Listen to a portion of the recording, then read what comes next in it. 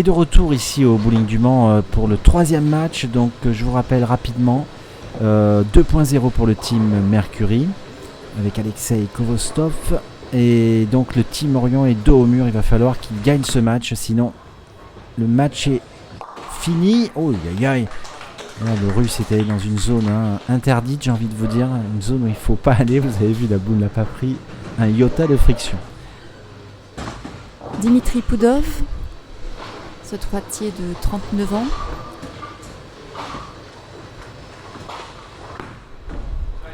Qui nous vient de Moscou. Et un wash-out, Hélène, sur cette première boule. Bah, décidément, ils sont dos au mur. Il attaque pas très bien. Pas très motivant pour son équipe. Alexei sur son spare. Pas très satisfait de son lancer. Oui, là il fait une grosse erreur. Et il s'est fait un peu piéger par la piste parce qu'il a essayé de jouer au bord. Et ben, il faut surtout pas y aller, donc il a voulu rectifier, sauf qu'il n'était pas assez monté haut au pied et il a pris la mauvaise zone de la piste, donc la boule est partie complètement à gauche. Alors Dmitri, sur le washout, il en laisse 2. Bon, les deux Russes sont à égalité, il est à 8-8. Une open chacun, donc rien n'est fait dans ce match. Et on retrouve Jérémy Guériec, le français, qui avait trouvé le strike sur la partie d'avant. Ouais, il se concentre. Allez, c'est parti. Elle est arrivée pleine, la boule 6-10. Il y a un peu de pression parce que, attention, si le team Mercury gagne, c'est le titre. Donc Jérémy, peut-être qu'il a joué un peu moins relax. Allez, Kylian Johnson. Kylian limite bien la casse, il ne laisse que 3 quilles. Sur une boule qui est encore arrivée à gauche. Ils avaient quand même trouvé le strike tout à l'heure. Alors là, c'est quand même des erreurs de vitesse de boule. Ils sont un peu moins dans le timing. Espère pour le français, bien joué. De toute façon, quand c'est un petit peu dur à jouer, il faut surtout faire l'espère. C'est comme ça que vous gagnez les matchs. Et malheureusement pour le team Orion, le Belge n'écoute pas mon conseil, Hélène. Et 18-17, avantage d'une quille, mais virtuellement, parce que le spare n'est pas encore compté. Ils ont déjà une dizaine de quilles d'avance, le team Mercury. Et ils se dirigent vers la victoire avec Edwards. Karl, boule à gauche et la 5. Les conditions ont dû évoluer parce que les strikes n'auront pas duré longtemps. Juste sur la partie du match 2, Vladimir Zverskov qui a tenté le strike et qui laisse la quille 7. Et je crois que sa boule avait un peu rebondi, j'ai cru voir ça. Alors le Suédois sur ce spare, normalement une formalité, la quille 5. Voilà, c'est fait. Je sens bien le team Mercury aller emporter ce match. Alors Vladimir sur le spare. Ouais, bien joué. Bon spare. Il fait pas d'erreur de spare, Vladimir. Ouais, c'est vrai, il est très précis sur ses spares.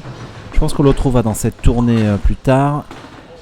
Christopher Vial, l'américain, et qui laisse une quille. Mais alors lui, il a adopté une stratégie très différente. Il joue avec une boule uréthane, une trajectoire simple, tendue. Et il fait ou 9 ou strike. Vous avez vu, il ne se laisse pas de split pour le moment. Donc c'est un bon choix aussi sur ces pistes. Oui, tout à fait. On retrouve Carl Buckley pour l'Angleterre. Avec une boule qui arrive pleine tête malheureusement et il laisse un split. Oui, un split et ça fait pas du tout les affaires du team Orion. Espère pour l'américain et voilà, il se détache tout doucement, le joueur du team Mercury. Le titre s'approche. Allez, l'anglais là qui est... va peut-être le tenter, puisque de toute façon maintenant le match est quasiment perdu déjà. Des 7 frames 4. Il a quand même essayé. Allez, 56-43. Avec un spare qui n'est pas encore compté. Donc il y a déjà plus de 20 quilles d'avance pour le team Mercury.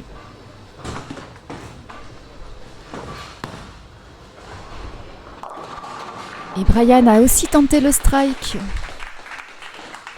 Et il laisse seulement une quille. Et on retrouve Russ Oviat, l'autre joueur américain, le capitaine de Team Orion. Sur la frame 5, on a mis parti. Celle-là était pas mal jouée. Il laisse une quille. Il est monté quand même au pied. Vous voyez, Russ, c'est le seul joueur qui a maintenu sa stratégie et sa ligne de jeu. Et c'est le bon choix. Hein. Il faut rester dans cette zone. Voilà, Brian, bien joué le spare. Ils sont sérieux pour le moment. Ils maîtrisent le match.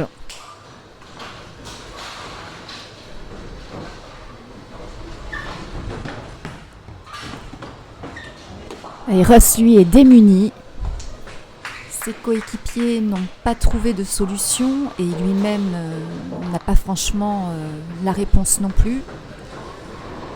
C'est vrai que c'est ça le problème des matchs en équipe. Hein. C'est que voilà, il peut pas gagner tout seul et bon.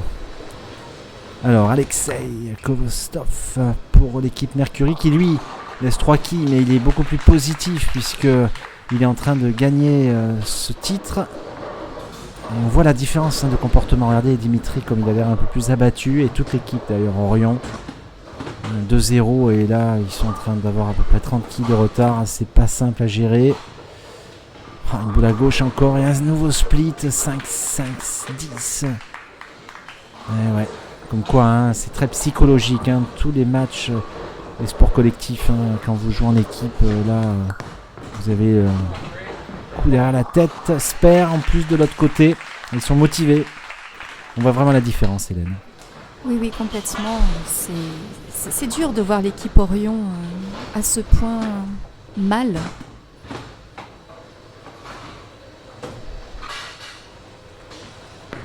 Allez, Dimitri.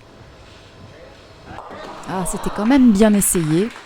Ouais, il a vraiment bien joué celle-là. Hein. Il aurait pu le faire avec un petit peu plus de réussite.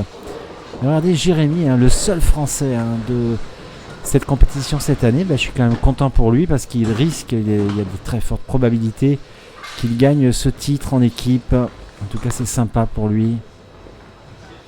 Il bloque un petit peu. Encore la belle-mère. Il l'a laissé souvent. Allez, Kylian Johnson pour la Belgique. En fait, ce qui est bien aussi dans ces matchs en équipe, Hélène, c'est qu'on découvre tous les joueurs qui vont s'affronter dans les autres étapes et on a déjà un petit peu des favoris qui se dessinent. 9 pour le Belge. Oui, c'est ça qui est intéressant dans ces matchs en équipe. C'est de voir le panel de joueurs et leurs différences, aussi bien en qualité qu'en défaut. En tout cas, moi j'ai déjà mes favoris chez les filles et chez les garçons. Je vous dirai ça après. Esper, bien joué. Ouais, au niveau de mes favoris, je vous le dis très vite, puisque là, le match, il y a moins d'intérêt. Le match est plié. C'est vrai que je vois l'américain Russ Oviat parmi les favoris de cette tournée cette année, ainsi que l'autre américain qui joue à deux mains, Brian McCann, et éventuellement ce jeune joueur qui est à l'image, éventuellement. Il m'a fait quand même une bonne impression, mais là, sur ces matchs en équipe, il n'a pas été très régulier. Il laisse 3 quilles. Et chez les filles, sur les matchs que nous avons vus précédemment, je vois bien Jacqueline Vitura ainsi que Karen Marcano, donc on verra ça à suivre. Et également ce joueur, je pense qu'il a du potentiel, Vladimir Zlatskov, qui strike. Voilà, je vous ai donné un petit peu mes favoris. Oui, nous verrons bien dans la suite des événements. Je vois à peu près comme vous. Hein. Allez, spare parfaitement réussi. Et pour revenir à ce match, j'ai envie de vous dire que malgré la difficulté des pistes, le Team Mercury ne fait pas de strike mais fait que des spares. Puisque là on était au 5e spare consécutif pour le Team Mercury. Ils sont sérieux mais parce qu'ils sont positifs et parce que ils sentent la coupe se rapprocher d'eux. Et que côté Orion, l'équipe a perdu, donc ils sont démotivés, démobilisés. Voilà, là on laisse encore une quille. Ça fait sourire d'ailleurs Christopher Vial qui esquisse un petit sourire.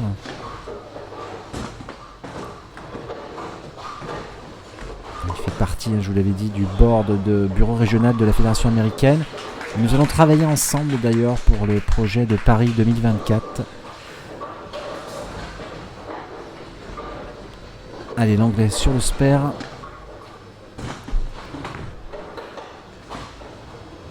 Oh là là, Karl loupe sa quille, il fait une open. Fait mal pour eux, hein. C'est pas sympa pour eux. Alors, Christopher, lui aussi, sympa, hein, parce qu'ils ont tellement d'avance que j'ai envie de vous dire, il va peut-être pas les humilier. Donc bon, allez, Russ sur cette dernière frame. C'est la dernière frame, il a changé de boule. Notre réaction, hein, cette boule, et il laisse une quille. En tout cas, on est déjà à la frame 10 et on a un petit peu parlé de choses et d'autres. Mais bon, le match avait moins d'intérêt, hein, dès le milieu de partie. La partie était quasiment faite et l'Américain... Oh, regardez ce strike incroyable! Et les dieux du bowling sont avec le Team Mercury parce que franchement, entre la fin de partie du match numéro 2, le 7-10 de Russ Oviatt et le strike de Brian McCann et celui-ci, ça en fait deux quand même très chanceux. Et c'est quand même les tournants du match. Bon, il a le bon esprit, hein, Russ, il a le sourire. Oui, il se dit que c'est pas son jour. Très bien. On espère. Ils sont sur une petite partie, hein, je ne vais pas vous dire. Sur un petit score, le Team Orient. Et donc Brian McCann va peut-être doubler. Il montre qu'il a compris là. Et oui, strike. Sérieux. Super boule. Comme quoi, il y a moyen de faire des strikes. Oui, j'ai quand même une petite pointe de déception pour l'équipe Orion que j'aurais aimé voir gagner au moins un match. On les reverra l'année prochaine. Eh bien, Russ finit en beauté pour son équipe avec un strike. C'est bien. Malgré cette défaite. Dernière boule pour Brian. Qui va peut-être faire un troisième strike, Hélène. Vu je dirais le potentiel de sa boule, oui. Et ben voilà, bravo. Et super, et donc victoire 172-129 pour ce dernier match, 3-0. Et on vous dit à bientôt pour la suite des opérations. À bientôt Bruno, et encore merci au Bowling du Mans et à toute son équipe.